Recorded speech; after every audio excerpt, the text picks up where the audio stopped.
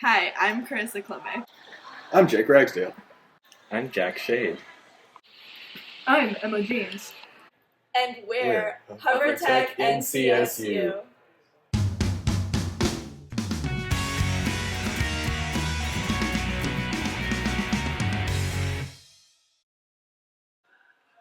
The earliest recorded design for a hovercraft, then known as an air-cushioned vehicle, dates all the way back to 1716. For the following decades, many inventors around the world began designing and building their own air-cushioned vehicles. However, it was Christopher Cockerell that became famous for his peripheral jet system design, in which air is expelled from around the circumference of the hovercraft. This creates a continuous air cushion and keeps the vehicle aloft. It is thanks to Cockerell that hovercrafts are as well known as they are today.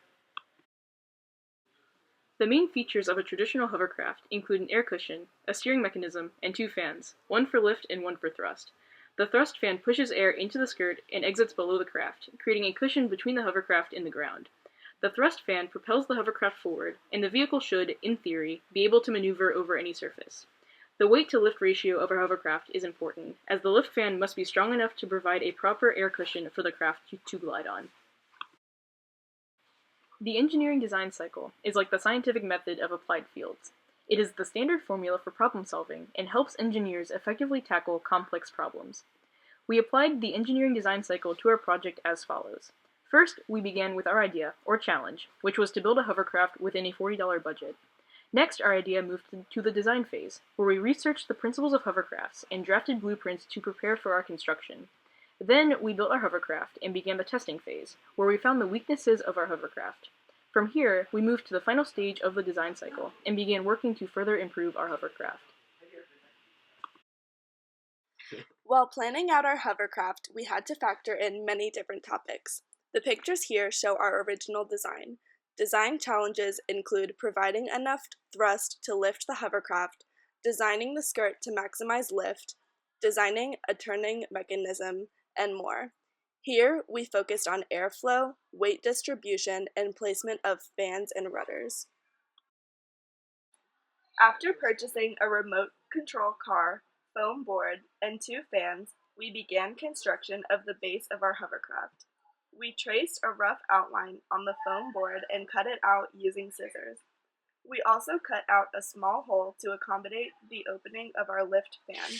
Next, we cut out a rectangle from a trash bag for the skirt and taped it onto the base using Scotch tape. We disassembled the RC car, exposing the steering mechanism. We built the rudders out of balsa wood and glued them onto the steering mechanism from the RC car using hot glue. The push fan needed to be elevated, so we built a stand for it out of balsa wood to line up with the rudders. We made some final touches to the skirt, like taping it on with duct tape, and attached all of the fans. Lastly, we decorated the hovercraft using acrylic paint and glitter stickers.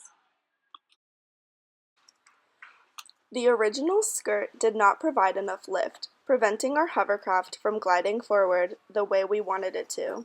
This is what we focused on at the pre-FEDD event when getting advice from our guru. Upon attaching the 12-volt battery to the lift fan, very little air movement was achieved. We ended up fixing this issue by using different batteries. Our last issue was the hovercraft being unable to move forward, which we were unable to fix before FEDD. It was only able to move extremely slowly as shown in later videos. The first improvement we made to our hovercraft was to the skirt, as it was not inflating enough to lift our hovercraft. To solve this problem, we decided to use a different technique in attaching the skirt to our base. This increased the air pressure of the skirt and allowed us to lift our hovercraft more easily.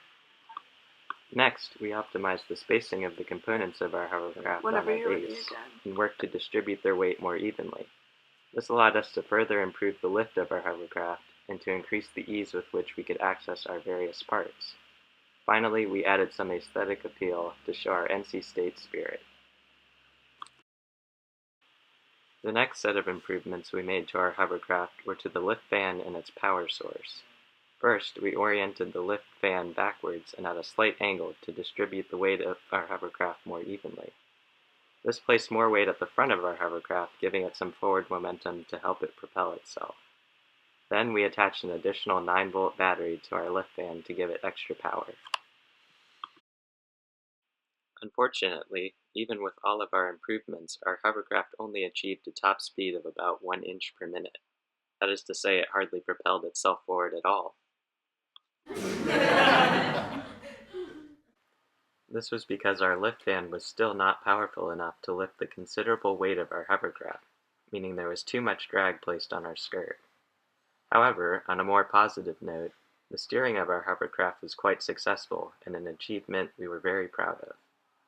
Despite this, we ultimately did not place in the top 3 in the hovercraft competition.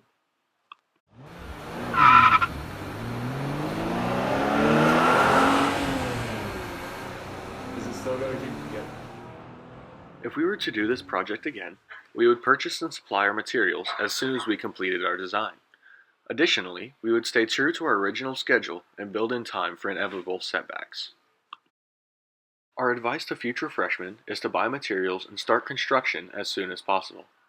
Also, communication with your team is key to scheduling and success, and always try for the bonus points, as they are what kept us from coming in dead last at FEDD.